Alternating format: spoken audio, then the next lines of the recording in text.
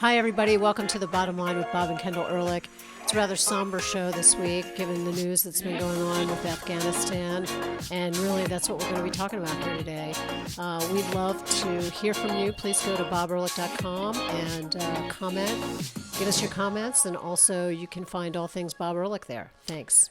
There's a lot of prayers being offered for Afghanistan, for American citizens, for Afghani women, for those Afghanis who supported us in our mission over the past 20 years.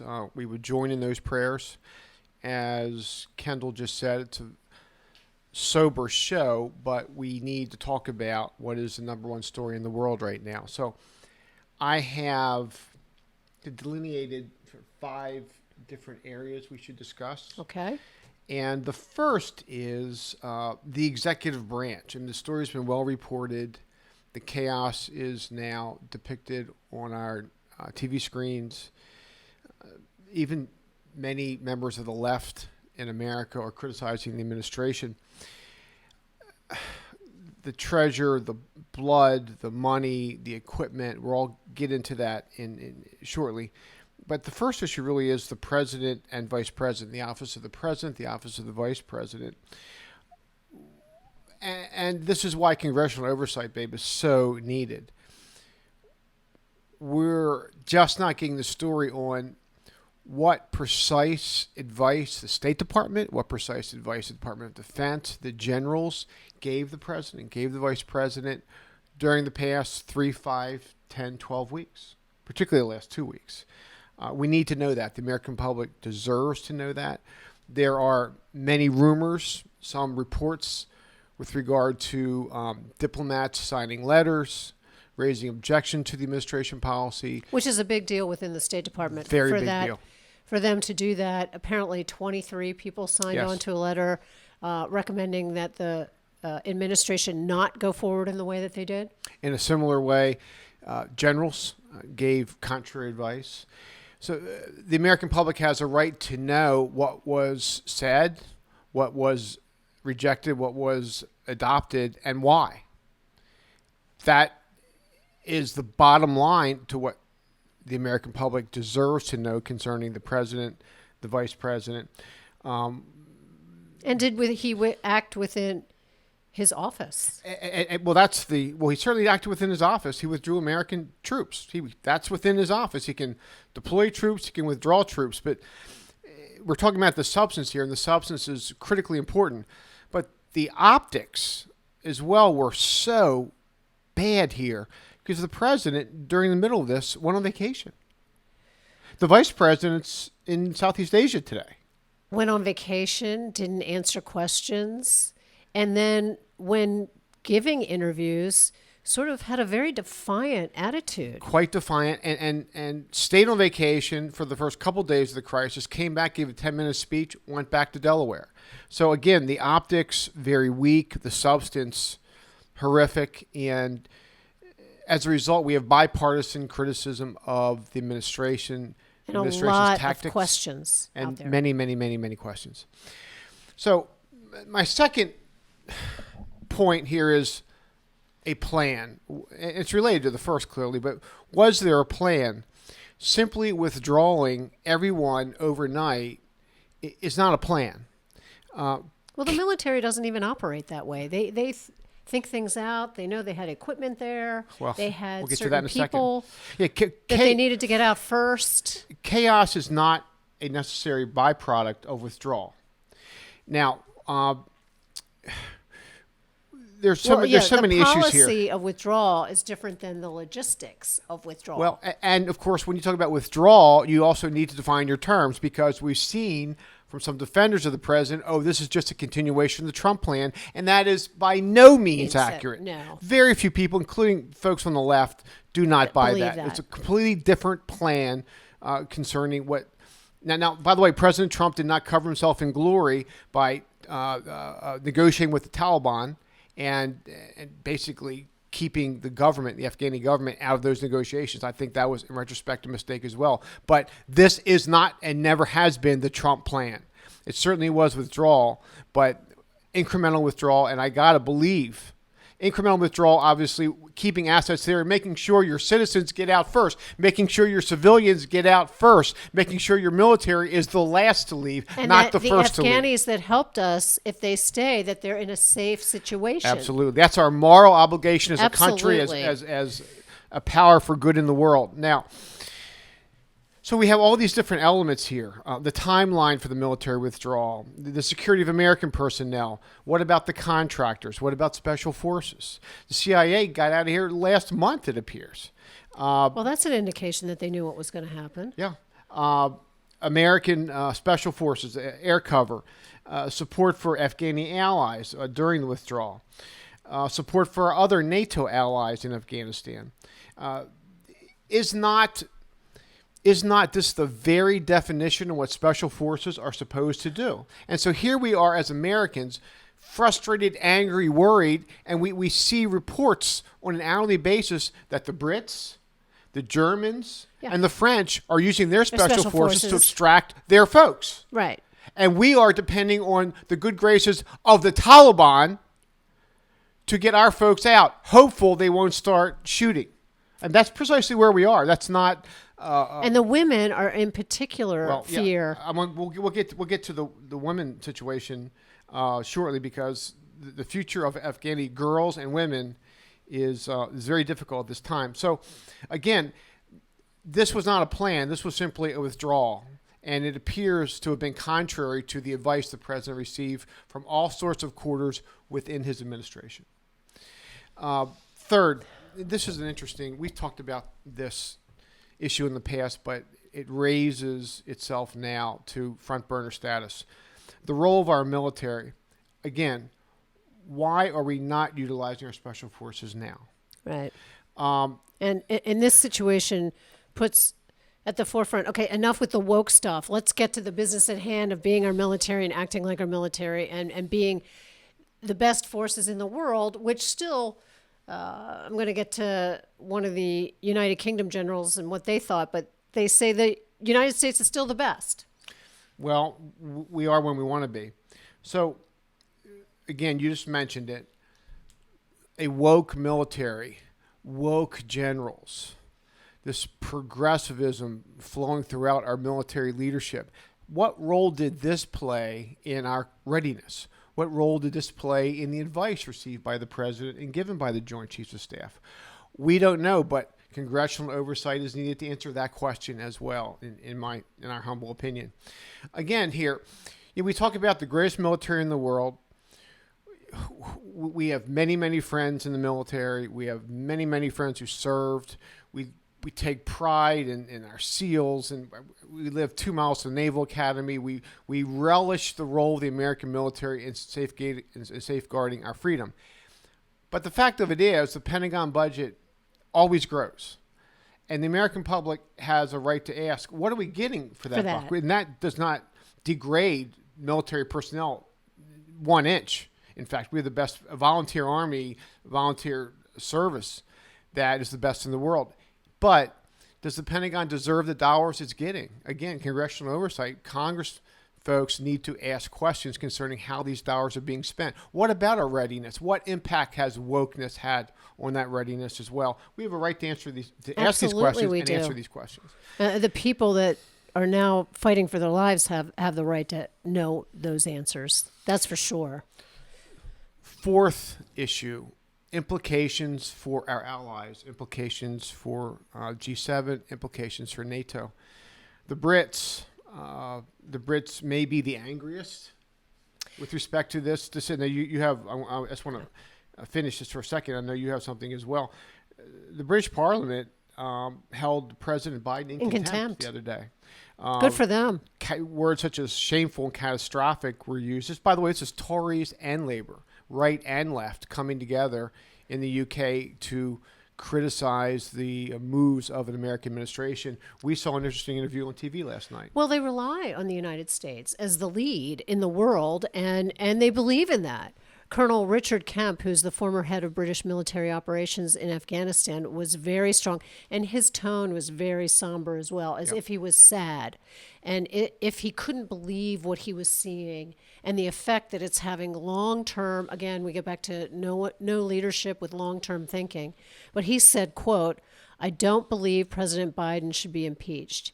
He is commander-in-chief of the U.S. Armed Forces who's just essentially surrendered to the Taliban. He shouldn't be impeached. He should be court-martialed for betraying the United States of America and the United States Armed Forces." Well, that was the view of one general, one UK general. And he went on to say that that China and that Russia have an open door for power right now. Well, I have to say this: if I'm sitting in Taiwan these days, I'm sitting very nervously as well, as the fecklessness of this administration appears on the world stage. And I just sent a tweet out today concerning that very issue, because we don't have to go back too long. In fact, maybe 80, 90 days. Remember the celebratory nature of the press. Trump's gone. The America Firsters are gone. The America Loners are gone. We're back in the club. Joe Biden, we know Joe Biden's been around forever. The club's back. Well, guess what? The Brits, the French, the Germans, they're part of the club. They're not happy. They're not happy. There's suddenly that happiness at the G7 is turned to a lot of concern. Well, not only that, they're going to give it a big second thought if we need their help in the future. And you can bet that there's probably going to be attacks, some innocent lives lost, and the country may need that coalition back together. And there's going to be real second thoughts about that. I'm going to get to that point. Oh, I'm in sorry. About 5. No, it's a great point. But I'm going to get to that point. That's why we're married. That is an excellent point. That's why we're married. Who will take us seriously on the world stage? Right. That's exactly. part of the issue. It's very interesting. If you look back the last 6, 7 presidents, the bad guys feared Reagan. They thought he was crazy. Right. They feared W. He was supposed to be a cowboy. Remember the cowboy? Cowboy. They really feared Donald Trump. And good. Yeah. Not so much Democratic presidents. Fear with regard to how bad guys view the world, how miscreant regimes, repressive regimes view the world is a good thing, not a bad thing. Well, he was feared by our international enemies, and he was feared from within because he wasn't part of the club. Trump? Yeah, well, Right. the establishment, we know that. So, fifth point, and we're going to get to your point here. Again, going forward in the short term means how do we secure the safety of our citizens right now, in real time, right now. And there were some plans laid out on various interviews last night about how that can happen. It can still happen. Well, here's what appears to be the dichotomy. We have, again, allied civilians all around the airport, and not just in close proximity, also further away. It appears that our NATO allies are sending their special forces in to secure pathways to get their folks to freedom. We, on the other hand, are not doing that. We're ordering our special forces to stand pat, and we're hoping upon the good graces of the Taliban for free. Yeah, the good graces. Yeah. We've seen enough video of that. Well, exactly. So just get to the airport. Well, if you're scared of getting killed on the way to the airport, that's really not good advice. Yeah. And the women cannot get to the airport safely. A larger issue here, how to handle the humanitarian crisis. We're scheduled to send Afghanistan another $500 million this fiscal year in humanitarian aid. Now, before you say no, this is humanitarian aid. So on the one side, you think the Taliban is just going to steal it, which they probably will. On the other hand, don't we have a moral obligation for the people we just left high and dry to try to help them? Well, I think that's a real quandary, though. It's a real quandary because they already have all of our military equipment, and they're reverse engineering that and getting help from Russia and China the same way. General Petraeus had an article in the Wall Street Journal indicating that the one thing that we might have some leverage with them is because their economy is completely in the tank. And as a result of that, sending them more money to help that, if the Chinese and the Russians are coming in to help that economy, then let them do that. That's a very good point. Without the opium trade, they would have real problems as well. How to keep China out, likely too late. again, reverse engineering of some of our equipment, no doubt going on. How to restore credibility to American foreign policy, credibility to force threats, again, is going to be out there going forward. How to restore credibility to NATO is going to be out there going forward. And so here's your point. How to respond when evidence of new terror camps in Afghanistan arises. Can you imagine a Republican or Democratic president or Congress trying to make the case to the American public in a month, 6 months, a year, 3 years, 5 years? Oh, we need to go back to Afghanistan? Well, if we have another major attack, we may have to, because Afghanistan is going to be the home to terrorists. ISIS, they're talking about coming back. I mean, we had a lot of control over all of this situation, and it is gone away very quickly. I'm going to get to, in fact, some bottom lines in a few minutes, and I'm going to revisit that point. But your point is a really good one.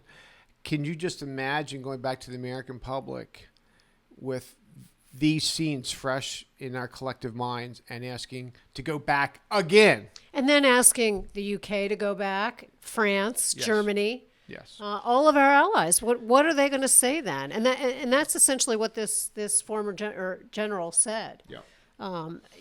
There's just no credibility there. It makes it bad for everybody.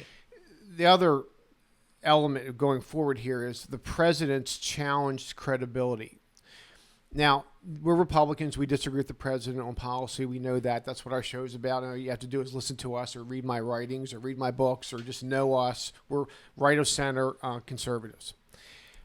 But this has nothing to do with policy differences. This is the fact that these days, the president of the United States is going in front of the camera and saying things that everybody knows is not true. Right. And by the way, President Trump wasn't perfect on this, and the salesmanship got the best of him at times, and we criticized him at times.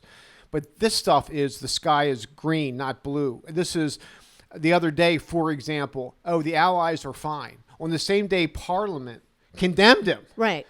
So, again, the credibility of the president, his personal credibility going forward, let alone of his administration going forward, is really at risk here.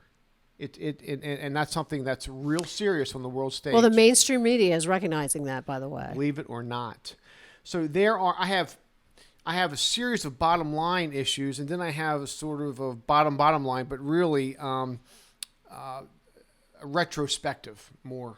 But with regard to first the bottom line elements that we want to leave our audience with. The first is, again, the Trump administration did not cover itself in glory when it decided to negotiate solely with the Taliban and cut the Afghani government out.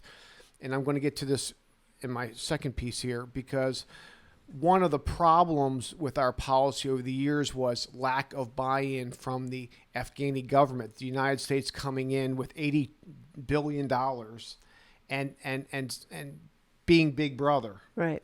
That was part of the problem. And again, so we're going to try to be balanced here. Although, again, we take great pains to point out what occurred over the past week was never, ever the Trump administration withdrawal plan.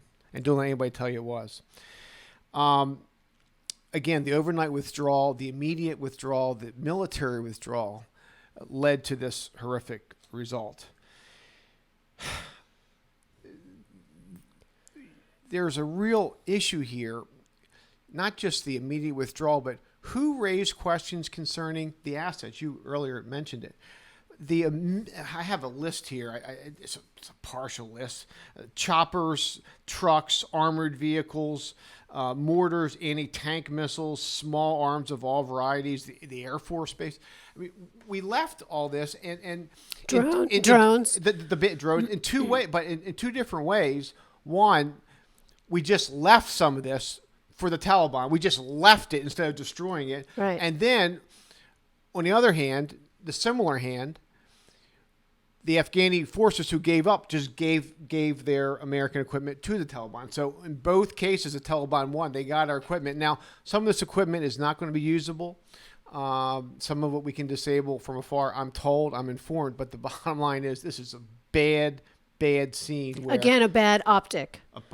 Terrible. Yeah, you mean And the really, Taliban riding Humvees into and really it's Capitol? amateur hour. I mean, Yeah. sort of, West Point 101, right? You don't leave your equipment behind for them to If you know you're getting out and the re-engineer. bad guys are at the walls, you blow it up. Right. Last time I checked. The Biden-Harris administration has, through this negligent policy, made the world a more dangerous place. Absolutely. Dangerous on lots of fronts. We don't know who's coming back in the planes. No one has been vetted. We don't know who's coming through borders. Yep. People haven't been vetted. There's going to be an increase in terrorist types of crime, as well as, all the others that we talk about in our cities, the drugs, all of it. Last 2 points concerning the bottom line. The world's bad actors have certainly taken note. And the Irans of the world, the Russias of the world, China, we've made this point. Everybody's going to make this point, but it's a point that needs to be made. Bad guys tend to respond to strength. Bad guys tend to take advantage of indulgence and acquiescence. And that's precisely what we have here. And then, finally, a safe haven for terrorism to grow and threaten the U.S. has now been born. Oh, absolutely. After all that work. And finally, the Ehrlichs are not fans of nation building. I'm going to get to that in a second. But the fact of it was that you had a civil society in a fairly safe civil society growing for the last 20 years where girls actually went to school. Women were not abused, at least in the cities. Not in the countryside. The Taliban controlled the countryside. But you basically had a tie.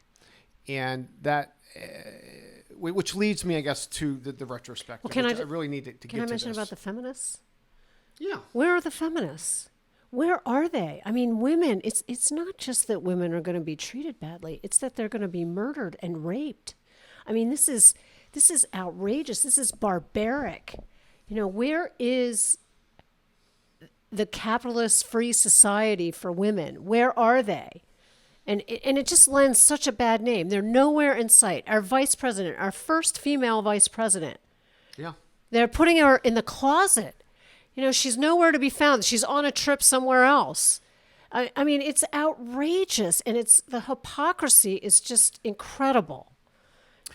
Which is a really good lead into the retrospective I earlier referred to. So a couple of thoughts on retrospective concerning Afghanistan, and how weird is it to say retrospective on Afghanistan when a couple of weeks ago none of this had occurred.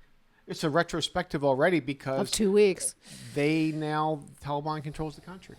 We're gone. Retrospective, and we try not to be Monday morning quarterbacks. As a former politician, I hate Monday morning quarterbacking. I hate it. So we're trying not to be, but as a congressman, as a public person over the years giving political opinions on foreign policy, it was clear that there was an impossible goal here. We've seen the major mistake with nation building is not necessarily rebuilding nations. It's trying to convert tribal societies to Western-style democracies. That ain't going to happen. Never was going to happen. The thought that it could happen was just wrong. And so, again, the point we just made, the cities were relatively safe. Little girls were going to school. There had been no American casualties in a year and a half. There was no terrorist camps that we knew of. America had not been attacked since 9/11. So it was a mixed picture. Clearly, the nation building had failed, but the restoration of some sort of civil society in the cities had been fairly successful, if you're just looking at the whole thing. Another retrospective observation, overly optimistic evaluations, particularly from our military leadership over the past 2 decades. Things are going great. What did this remind you of? Us, Vietnam, right? We're winning. Right. See the casualty report? We're winning. We killed a lot of them, right? Overly optimistic reports, especially from our military, which in the end proved not to be true. Wildly overly optimistic and inaccurate. It's so hard to bring that type of culture to our culture. People where many are illiterate. Yes. And to bring that within 20 years is a hard thing to do. So again, we don't know all the whys and the wherefores of how we got to this point. We knew it was unpopular to be there. We probably knew we needed to move on from being there, but it should never, ever have gone this way. Agreed. Third observation on the retrospective. And this is, again, I really referred to this, but this is something that not enough attention was given to over the past 20 years, particularly over the last couple of years. It really came to light during the Trump-era negotiations with the Taliban, which was lack of Afghani buy-in to what was going on in their country. And you get that, including, by the way, when the Northern Alliance and the great victories occurred early on in the war of year 1, year 2, there was possibilities potentially for peace negotiations with the Taliban at the time, a defeated Taliban at the time. That's where you want to negotiate with the Taliban, when they're defeated. Right? And the Americans in our hubris said no. So again, fourth, terrible oversight. The Inspector General reports over the years have reported on Pentagon negligence repeatedly. Today, the Pentagon can't tell us how many assets we have there today, how many assets have fallen into Taliban hands. This is American. We've talked about blood, lost lives. Now we're talking about treasures. Now we're talking about military assets. The Pentagon oversight has been awful over the years. For years. And by the way, it goes to Republican and Democrat administrations alike. Just bad. And finally, the end of our show here, an horrific endgame. It appears that the president decided not to listen to his senior staff, the people we pay. During the Trump year, all we heard was, you got to listen to those diplomats, listen to those generals. Look at that guy out there, the free agent out there. Same thing here. Same thing. The same. If you're going to make that charge during the Trump era, you better make it today. So we have a very difficult, dangerous situation with regard to America, American interests, and Americans today stuck in that godforsaken country. Our prayers are with them, and thank you for listening. Our prayers go out to all of those fighting for their lives, and we pray that there's efforts made so that everyone can get safe. Thanks, everybody. Godspeed.